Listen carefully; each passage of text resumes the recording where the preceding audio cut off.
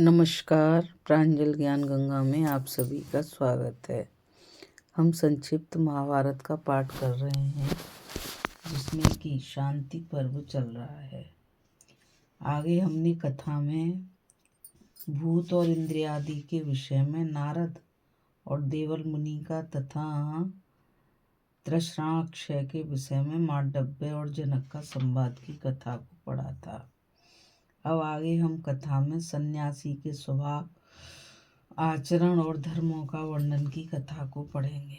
राजा युधिष्ठिर ने पूछा, दादाजी, प्रकृति से परे जो परब्रह्म अविनाशी परम धाम है, उसे कैसे स्वभाव, कैसे आचरण, कैसी विद्या और कैसे कामों में तत्पर रहने वाला पुरुष प्राप्त कर सकता है। भीष्म जी बोले, राजन, जो पुरुष मोक्ष धर्मों में तत्पर, स्वल्पाहार करने वाला और जितेंद्रिय होता है, वह उस प्रकृति से अतीत अविनाशी पद को प्राप्त कर लेता है। मुनि को चाहिए कि अपने घर से निकलकर फिर लाभ और हानि में समान भाव रखे। यदि अपने अविष्ट पदार्थ मिलने लगें तो उनकी भी उपेक्षा करता रहे। अपने नेत्र, वाणी या मन से किसी वस्तु को दूषित ना करे, अर्थात मन, वचन और व्यवहार द्वारा किसी के प्रति दुर्भाव प्रकट न करे तथा किसी के भी सामने या पीछे उसके दोष न कहे। किसी प्राणी को कष्ट न पहुंचावे, सूर्य के समान सदा विचरता रहे तथा कभी किसी के साथ बैर न ठाने। अपनी निंदा को सहन करे, किसी के प्रति अभिमान ना करे। कोई क्रोध करे तो उससे प्रिय वाणी बोले और मारपीट करे तो स्वयं उसके हित की ही बात कहे।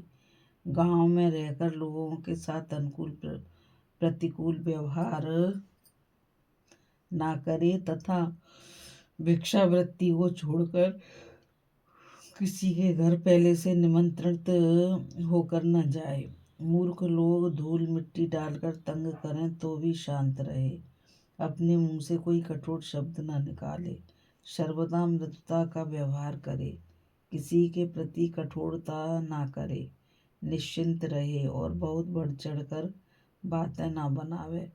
जब पाकशाला से धुआं निकलना बंद हो जाए, मूसल अलग रख दिया जाए, चूल्हे की आग ठंडी पड़ जाए, सब लोग भोजन कर चुके हैं और परोसना भी बंद हो जाए, उस समय यति को भिक्षा मांगना चाहिए। उसे केवल अपनी प्राण यात्रा के निर्वाह मात्र का प्रयत्न करना चाहिए। भरपेट भोजन मिल जाए इसकी भी परवाह ना करे। यदि ना मिले तो दुखी ना हो और मिल जाए तो प्रसन्नता न माने। इन तुच्छ लौकिक लाभों की इच्छा ना करे। जहाँ विशेष सत्कार होता हो वहाँ भिक्षा ना करे। इसके सिवा सत्कार वश कोई और भी लाभ होता हो तो उससे बचता ही रहे। भिक्षा में मिले हुए अन्न के दोष या गुण कहकर उसकी निंदा या स्तुति ना करे। सोने और बैठने के लिए सदा एकांत का ही आदर करे।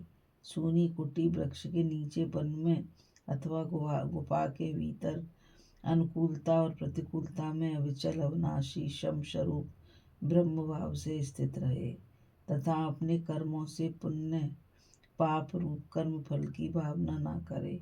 सर्वदा तृप्त और पूर्णतया संतुष्ट रहे।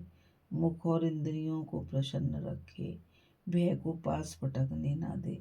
प्रणव आदि के जप में तत्पर रहे तथा वैराग्य का आश्रय लेकर मौन रहे। देह और इंद्रिय आदि भौतिक पदार्थों में अनात्म दृष्टि का अभ्यास रखे। जीवों के जन्म मरण पर विचार करता रहे। किसी वस्तु की इच्छा ना करे। सब पर समान भाव रखे। भात आदि पकाए हुए तथा कंद मूल आदि बिना पकाए भोजन से निर्वाह करे तथा आत्म लाभ के लिए प्रशांत चित्त, मिताहारी और जितेंद्रिय रहे।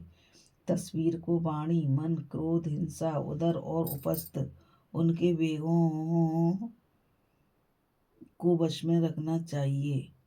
तपस्वी को जहाँ निंदा या प्रशंसा हो वहाँ दोनों में समान भाव रखकर उदासीन रहना चाहिए।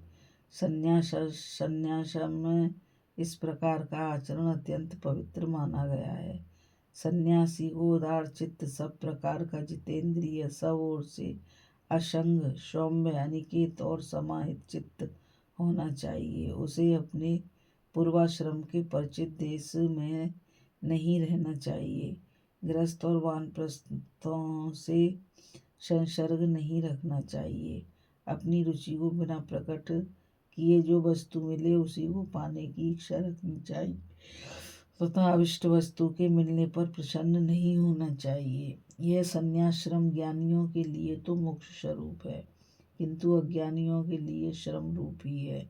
हारित मुनि ने इस धर्म को विद्वानों के लिए मोक्ष का विमान ही बताया है। जो पुरुष सबको अभयदान करके घर से निकल जाता है उसे तेजो में लोगों की प्राप्ति होती है तथा वह अजर अमर हो जाता है।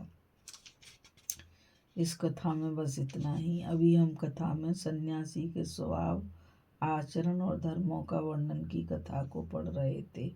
अब हम आगे कथा में ब्राह्मणी स्थिति का वर्णन करते हुए भीष्म जी का वृत्तासुर की कथा सुनेंगे। इस कथा में बस इतना ही। मुझ गीता रावत को आज्ञा दीजिए। कल फिर मिलेंगे एक नई कथा के साथ।